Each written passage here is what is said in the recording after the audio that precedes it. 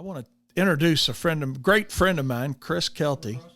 And Chris has been in the business 40 plus years, eh, Chris? Yeah, I hate to admit it. I hear you, man. But Chris started out in the industry mowing lawns, and he's kind of transitioned into some other things. I don't want to steal his thunder. He can tell you what he's done. But he's got a lot of experience, lawn care, fertilization, weed control, landscaping, hardscaping, pavers, finish grade work. That's predominantly what he gets into now, is a lot of finish grade and hardscape work.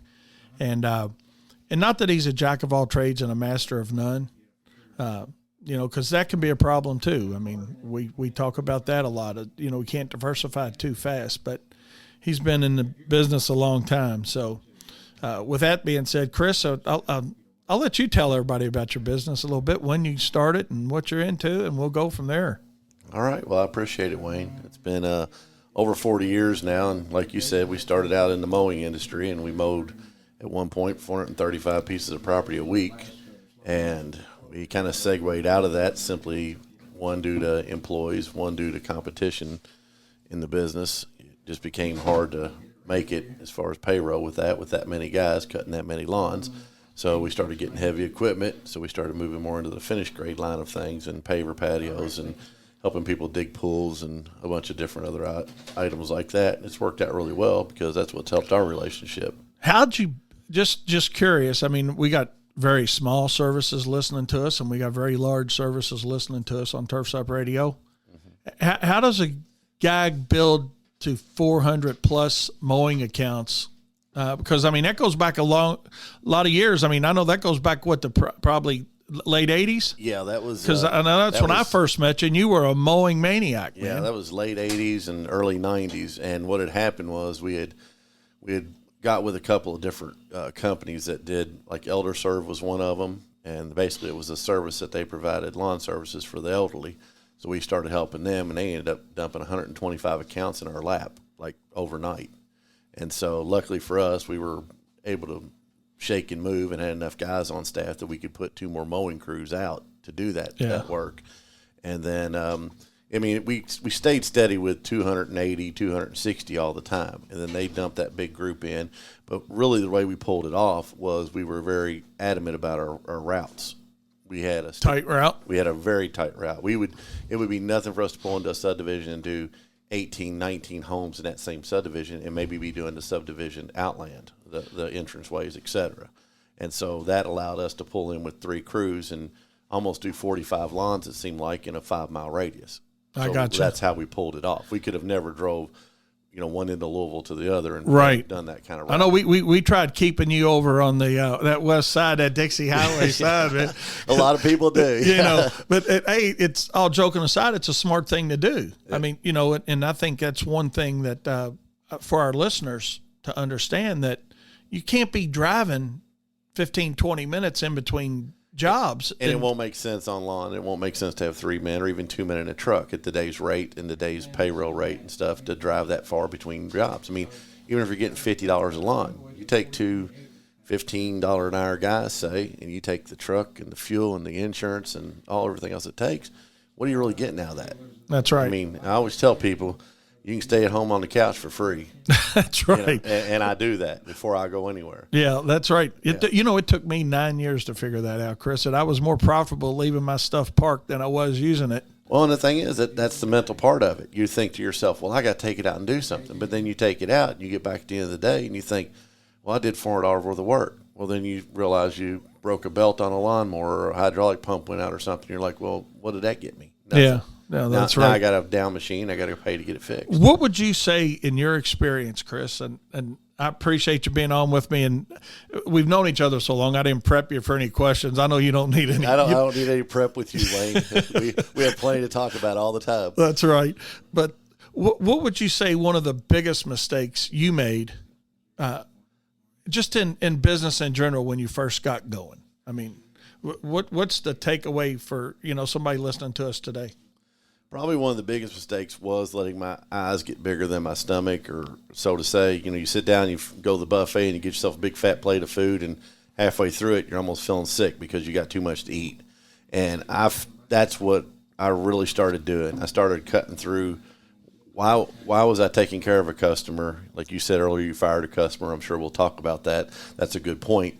But why are you taking care of a customer that doesn't make you money? You can't let your emotions run your business. And I ended up feeling sorry for a lot of elderly people and people that I knew, and didn't want someone to take advantage of them if they moved in to do the mowing. So I kept doing it. And then when I really realized what I was paying to do their lawn, I was paying to do their lawn. That's right. You were paying them to do their lawn. I was showing up, and and then it got to be a picky service where they wanted me to do other things, and I didn't want to charge them to. You felt bad about, could you take my patio furniture downstairs for me, or could That's exactly right. Or could you put a light bulb in my kitchen, and you're like, you don't want to say, I don't have time for that. You know what I mean? Right. I got to go make my money. I say with all due respect, Chris, it was the little old lady on Social Security, and I don't mean that in a bad way. No. But those seem to be like the customers that get us all started. Right. But they're the ones that we got to wean ourselves away from once we realize, that the purpose of our business is to make a profit. You feel bad about it because we hear, what's that famous saying? I'm on a fixed income, Yeah. And, what? So am I. Yeah, exactly. So are you. And the thing is, I got to pay other people off my fixed income. Yeah. And that's what grass is. I mean, at the height of our mowing list, in all honesty, we had a $11,000 a week mowing list. But when you take the payroll out of it and the expenses out of it, it seems like a lot of money when you say the word $11,000 in a week. But when you start taking out $9,000 of it to make it happen, yeah. And then you want to get paid, and then what's my profit in this? You got to put your percentages back for your repairs and stuff like that people don't think about. Right. You got to have the future money. So you got to think, okay, this $11,000 I got this week gives me my $2,000 off the side, but okay, that's on a clean week. Well, what happens next week when you go out and the engine blows on a Kawasaki Guy engine? forgot to put oil in it. Yeah, guy forgot to put oil in it. Oh, man, I forgot to put oil in that. Yeah. Or he didn't wonder why that oil was leaking all over the deck of the mower, but he never thought to check it or stop the mower. No, that's right. That's exactly right. And then guess what? 2 weeks worth of profit went down the drain. You just got to think of, and that was hard for me too. Yeah. Honestly, Chris, I would always be thinking, I need another job. We finally realized we didn't need another job.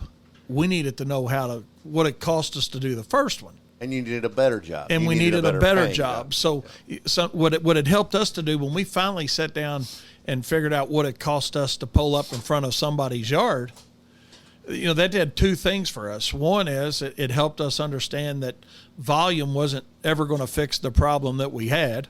No. We didn't need more trucks, more people, more lawnmowers. We needed to know what it cost us to do the first yard. I mean, the bottom line is are you better off cutting 50 yards at $50 or 100 at $25? Yeah. I don't want to go 100 places in a week for $25 over going to 50. Right. I mean, how much more money is that going to save you? And you just refocus in on a different clientele. And that's what I did. And firing a customer's hard, isn't it? It is hard. I've had to do it a couple times, and you've got to decide when you talk to them on the phone, are they worth the time? Because you can tell usually within the first 5 minutes of a conversation if they're just price shopping or what they want to do. Then you got to let them know you're not that guy. Yeah, that's right. And that's hard to do because when you're smaller, when I say smaller, I don't mean the one truck operation. It could be 2 or 3 trucks. Right. As your business is trying to grow, that whole mindset's about selling hours. Right. I got to keep busy. I got to do this. I got to do that. And at the end of the day, it's not about selling hours. It's about selling profitable hours, and let's sell less hours at a better margin. Yeah. And once you figure that out, I was a slow learner. It took me 9 years. I don't want you to be the next one that bites the dust. And you don't have to be. All you got to decide is one thing. It's simple. That you're going to run your business as a business and not as a hobby. And I say that with all due respect. Because, we give ourselves, what I found myself doing, and talking to guys, Chris, you can chime in anytime you want on this, but what I found myself doing, and guys that I talk to, business consulting, coaching wise, is we're too worried about our customers' feelings sometimes. And I don't want to make it sound like, well, God, Wayne's out of his mind, man. He's talking about firing customers and he don't worry about their feelings. And I do worry about their feelings, and I do worry about having customers. But what I also found in 42 years of business, that customers are temporary stops at Wayne's Lawn Service. And the customers are going to be temporary stops at your business as well. You know, whether we fire them or they fire us, you know, when you have 40, 50, 60 customers, 100 customers, it's easy to retain them all. And you got to start. I'll tell you what I've done over the years is I start out with the money in my work week. I take my job list that I got for the week and I take the highest paying job and I work my way to the lowest paying job. Doesn't make the less paying customer less important, but what I found out is they don't care. Right. They don't care how I pay my bills or how I do my stuff. And I got builders all the time. Well, I'm a good customer. Yeah, well, you want me to do a $500 item. This retaining wall is $6,000 to me. I think I'll start my week off with that. You know, because you notice out in the wintertime when they don't need you for anything or they don't want anything, no one wants to write you a check. No, that's right. To keep you alive. We're going to talk about that here in a minute. Yeah, exactly. Kyle's over there laughing at that because we're going to talk a little bit about that. But that's what I told that builder. I said, "Where were you the last 2 months? I have not heard from you one time." So I said, "My bills didn't change over December and January when you were not worried about me. So I'm going to chase the dollar." That's right. And one of them said, they did tell me, all my guys I work for now say, "I know you're chasing the dollar." I do. You chase the high dollar, and you that makes your week profitable, and everything else you do just adds to it. Right. Hey, I got a call coming in, Chris. How you doing, Darren? I'm doing well. I just wanted to call you and tell you that you and I, you know, when you talk about the things that we're thinking, always are in line with each other, right? Right. And it's funny you're talking about people. Time to step up and be a business, right? When is it time to grow up? Because that's what it's all about, really. You want to be a big boy? It's a big boy world, yeah. Yeah. Time to put your big boy pants on at some point, isn't it? That's right. Exactly. That's exactly right. You got and if these guys that can think, they'll stop listening to you and they'll go on, they'll do their things like they normally. They're just doing it for lunch money or whatever you say. It's got to stop. It's got to stop it because there's a trickle effect to what you're doing when you do it that way. I mean, it really kills our industry. Yeah, those guys, you know, those guys are making up those. You know what the percentage is, right? Of all the guys that are out there doing it that are not acting like a real business, it's way better. There's way more people doing that than not, right? That's right. You know, I mean, I'm not a big fan of industry standards. I hate to talk about industry standards, but, you know, the reality of it is if you do look at our benchmark on the industry standard, 50% of our industry, and I'm not just pulling this number out of the air, guys can look this up. I mean, 50% of our industry is expecting and accepting less than 8%. And I mean, 8% on $20 million is a great number. But when you're looking at 8% on a guy doing $100,000 or $200,000 or $1 million a year, it don't take long to mess up 8%, right, no, Chris? I mean, that's such a slim margin. You can have equipment failures, you can have an insurance problem, you can have a lawsuit come in, you can have anything happen to you.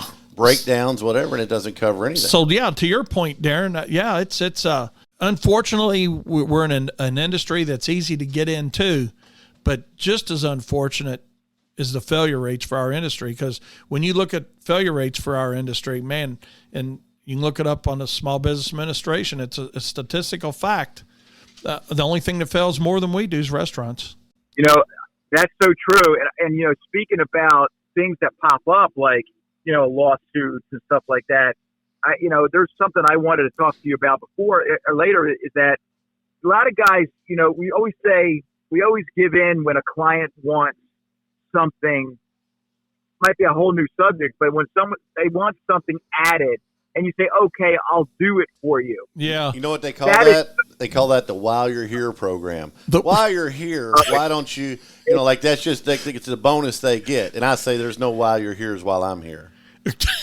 No, I like that. You can make a show just like that. But I'll tell you, really what happens is it opens up a can of worms because when you do something for somebody, whether it's for money or not, you open up a liability claim for yourself. So if you're on a property doing something for somebody because it's a favor, quote unquote, you still can get sued if something goes wrong. And that's when it's screwed. That's when so you really, You know what I mean? Now you've done it for fun. Yeah, you have a hard time telling the court that, well, I just did it because she asked me to do it. Well, was it under contract? No, it wasn't. Then why did you even do it? Were you getting paid for it? Right. And then what you don't want her doing is telling her neighbor about all the free stuff you did while you were there, because then the neighbor wonders where all her free stuff is when you go to do their work. That's right. That's like pulling up and saying, well, hey, you're mowing this yard. Can you mow mine? Yeah. And, well, since you're doing both of them, can you give us both a discount? Yeah. No, I can charge you the same as I'm charging her, or I would charge you. Yeah, that's right. That's right. So. I have an idea. You guys are brilliant. Both of you are very smart people. I think would be great to. We got to wake the guys up, that 50% guys up, right? We got to wake them up. How do you do?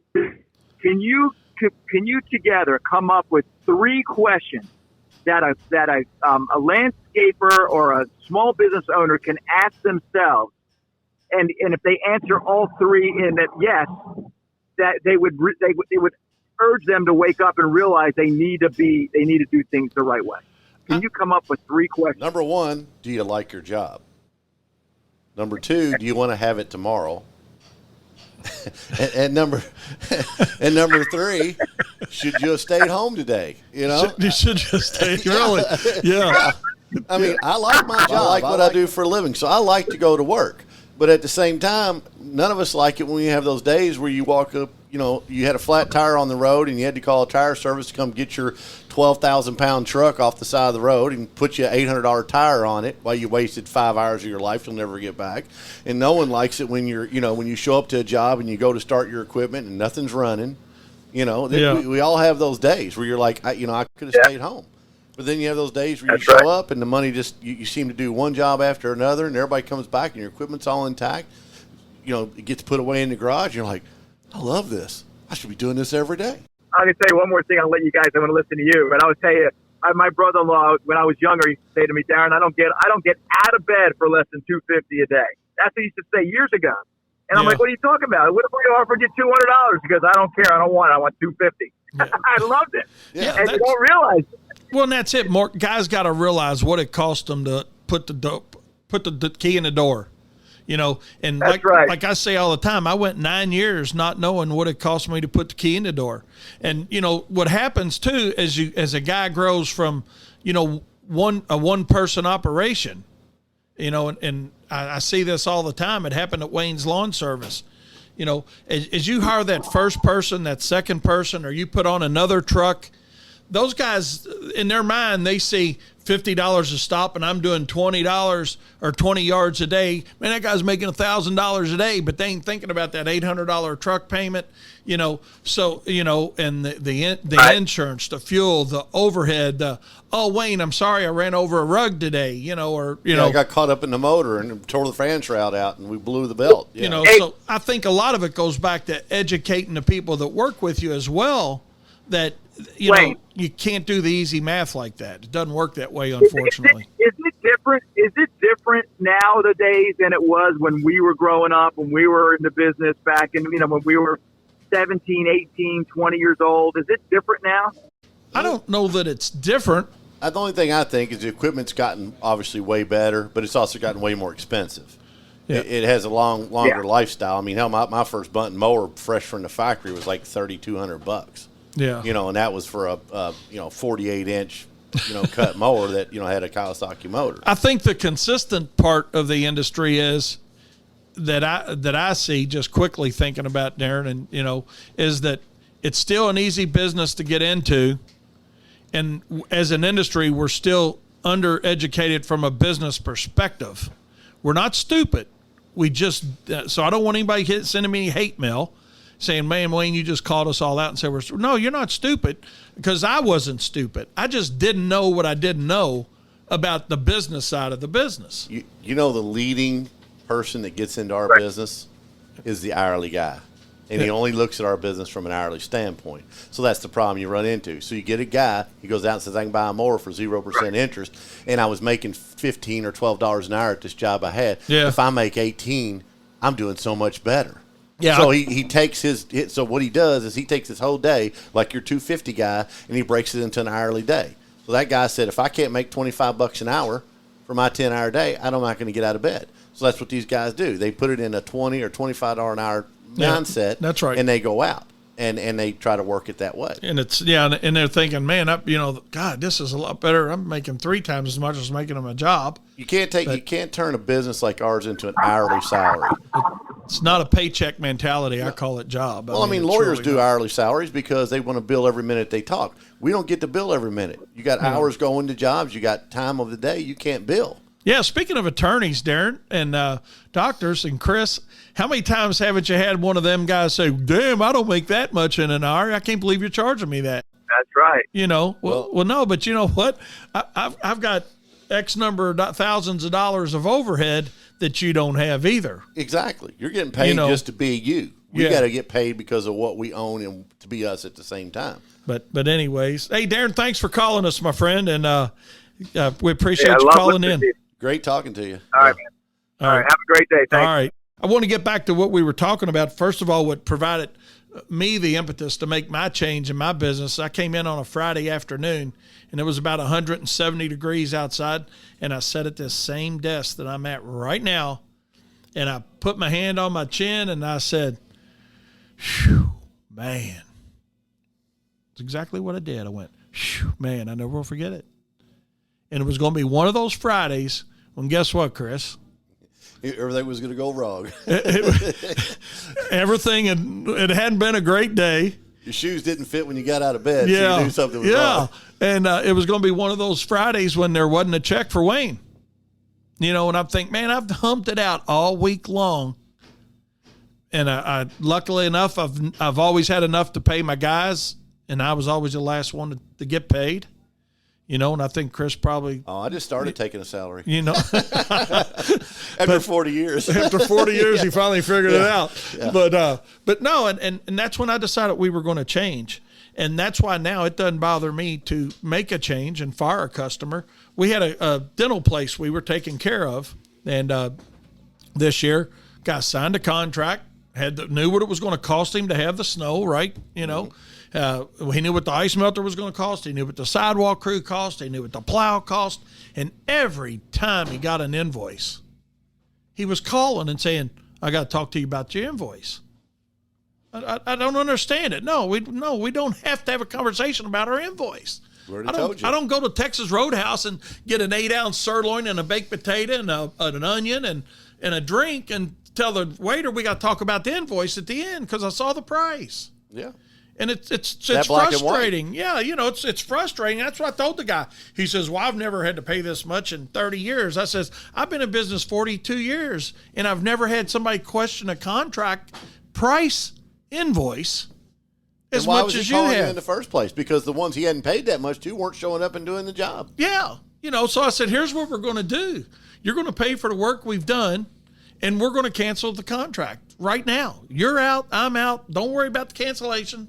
Fee. No, you're just, look, it ain't worth me. And it'd have been different if this would have been a big lot, but this is a lot that, it's a $500 stop, it's not, ain't the Taj Mahal, right.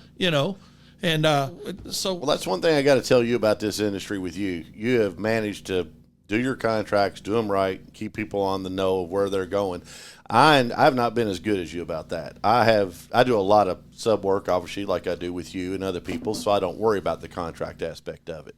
I do have my own individuals, just like you, and I had to fire one as well, just like you did. You got to get rid of him because he wasn't doing anything. I did a subdivision, a large subdivision, did it for 9 years. I was working with the developer, so it was just me and him. I didn't feel the need to make a contract. When the development took it over and the homeowners owned the subdivision, they wanted to dicker with me about it and wanted to talk to me about my service. Well, when I finally said, look, you're going to have to pay a retainer because I bought in a bunch of salt because it's a huge subdivision. It's, 15 lane miles. Yeah. So I had to carry all this salt just to do it one time. So I told them, I said, your retainer is going to be, $2,500, December, January, and February, first of every month.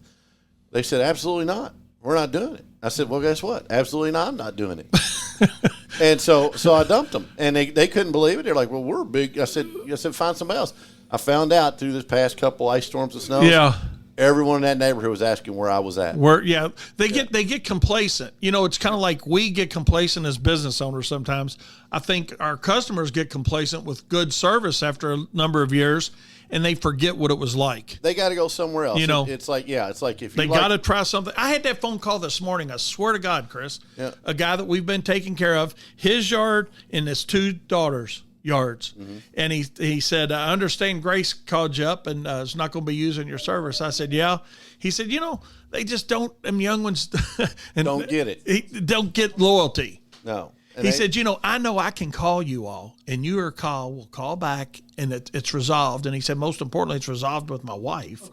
Yeah. And he said, you can appreciate that. I said, I get happy wife, happy life, Yeah, he knows where to keep the bread butter. And he said, but anyway, he says, you didn't lose that job. He said, because my son bought our house. He said, I'm going to go ahead and pay for the first year for my son. So. Well, there you go. So see, there wasn't a loss. So we lost our new house, but we retained the old one because his son moved in. But to that point, it's just, I think loyalty is very important. Well, the thing about it is, if you show up and you do what you say when you show up, you'll never, ever in this industry look for work. Right. I have not spent any real advertising dollars in this industry in the 40 years I've been in it. It's that simple, isn't it? I know many, many years ago, Chris, we end up putting, and we got it on our trucks. It simply says we show up. Right. Because we were trying to think of what we hear from. Everybody says they're dependable. Everybody says they're competitive in price, blah, blah, blah. We thought, what do we hear from our customers all the time? And this isn't a Louisville, Kentucky thing. It's my seminars all over the country, and you've helped me with those. You've seen guys say it and hear it too. It's they don't show up. They don't call me back. Oh, I've gone to give estimates, and they say they called 9 companies, and I'm the only one that showed up. That showed up or called them back. So I think the tip of the day from Profits Unlimited today is, in your marketing efforts this year, if you're doing handbills or flyers or direct mails, put it on your trucks, just a simple starburst that says, we show up. Mm-hmm. We'll answer your call. I mean, that's all somebody wants. We're available. Think of yourself. People just want you to show up. We touched on how a winter like this can help you change your business. And I know the winter of 1994 is what changed our snow and ice management business around here at Wayne's Lawn Service. We had about 20 inches of snow in a little over 6 hours, and you talk about an attitude adjustment. Nothing will wake you up like that. Yeah, that was an attitude adjustment. And I was reading a lot of guys' complaints on social media the last 10 days or so about customers saying, where you at, and worrying about their trigger points and not showing up. And, I thought we had a 2-inch trigger. And, here, guys, here's my thoughts on that. And we'll talk about snow and ice management another day for a longer period of time. But the reality of it is simply this. Here's what we got to do. We just need to take a look at our contracts that we're using and rewrite that contract. And, and don't let your customer drive the bus, basically. You got to be the one that makes the call when you're going out. They're not going to call you at 3 a.m. and say, yeah, I want you to treat her. I'll let you know when I get there in the morning. And, it's like Darren said on his call, and I say this with all due respect to you guys that are still doing that. You will change. You will make that change just because you're going to see that that's the wrong way to run your business. You can't sit and wait for them. If you do, then you're going to get backlogged, and you're not going to give them the service they think they deserve. They're going to say, they called you. Why did it take you 6 hours to get here? Yeah, that's right. And it's snowing. You're not going anywhere fast. You're not going anywhere fast. And then, you're on this side of town now. Let me service that property while I'm there, not when I'm running somewhere else, because, like I always say, 5 miles in snow is a different 5 miles in the summertime. Well, and you got to think the risk assessment you got for your equipment being on the road with the idiot drivers. Right. We pretty much know how to navigate the snow. Most of the people getting out with their cars don't know how to navigate it. No. And one of them hits you, your plow's down, the customer doesn't care. And the smaller your company is, the worse that is. Exactly. You're a 1-truck operation or a 2-truck operation. You got a plow down. You got a lot of explaining to do. And I mean, again, that's things we're going to talk about in another show about reserve capacity equipment, things like that. And I realize, as a smaller yard, that's a harder issue to satisfy. But like I said, we'll talk about that end of it. That's why you keep friends in the industry. Another day, and you have friends in the industry. So I could call Wayne and say, Wayne, I had a problem with the plow, and he'd say, I'll get over and take care of it. Yeah, and that's the thing, is to have somebody you trust, and will help you out in a pinch. But don't wait for that problem to come up to make that arrangement. I guess. What do you think, Chris? That's a smart idea. Just know that someone's got your back if you have an issue. If you need some help, you can get some help. So, as we kind of wrap this thing up, de-icing or availability of material seemed to be a big hit for a lot of guys in different markets, including Louisville here. Whenever it starts snowing like that, consistency across the country, finding material sometimes is hard. But, the answer to that, I think, is you got to have material on hand. And I know, hey, if you're working at home out of a garage, you can only have so much material at home. I get that too. But you got to think about things like that. That you're not always going to be able to go to your local Site One and get a pallet of material, or whoever you're getting. My brother Corky, God rest his soul now, he used to always call them one-tonners. And I was a one-tonner for a long time. We were one-tonners for a long time, where we just assumed we could go get a ton of pallet salt, Yeah, it's like, why should you carry the mess at your shop when, your supplier has it over at his shop? Yeah. So you go in there and let him load your truck for you, and you leave, and you don't have the expense of it. And then it starts snowing, and then all of a sudden you got 100 one-tonners over there visiting, getting material. Yeah. And you don't have any. So with that being said, Chris, you got a great company, and I'm not just saying that. You do, and you've been in this industry a long time. As a final word of advice for our listeners out there, be smart and make money at what you're doing. And if you can't make money at it, maybe you need to go find another profession. Just get out of it and save us all the hassle of the low bidding and fighting over price wars, because you don't want to really do it. And save yourself too. Yeah, save yourself the misery. I tell guys all the time, man, it's the misery that you put yourself through. The lucky contractor, and don't take this the wrong way, anybody, but the lucky contractor is the one that fails quickly. Yeah, and gets out. Yeah, he gets his hand slapped and gets to leave. And the guy has that mindset. And there's no money in this industry. I'm gonna get out. I'm gonna go back to doing whatever. The unlucky contractor is the Wayne's Lawn Service of the world that went 9 years before I almost put myself out of business, before I made the right change of figuring out my cost and bidding jobs differently. What are you going to do at that point? Get yourself to a certain age. But by that time, you've got yourself in debt like crazy. I was a 2-truck operation, $90,000 in debt, thinking I needed more work. I didn't need more work. I needed to charge Miss Smith more money for pulling up and doing something. So that's my takeaway for the day for you guys, is know that it's not about the volume you're doing, and not even the dollar volume you're doing. A lot of guys say, man, I want to do 100,000, or I want to do 500,000, or I can't wait to get to that first million. Man, I would rather a guy tell me I'm a 1-truck operation. I did $100,000 last year. And you put $68,000 in your pocket. Yeah. That's a smart guy. That's a you're probably smart putting guy. more money in your pocket than the $1 million guy is. Than the $1 million guy have is. Way less headache. What's the Profit Unlimited saying, Wayne? Profit's not a dirty word. Is not a dirty word. That's right.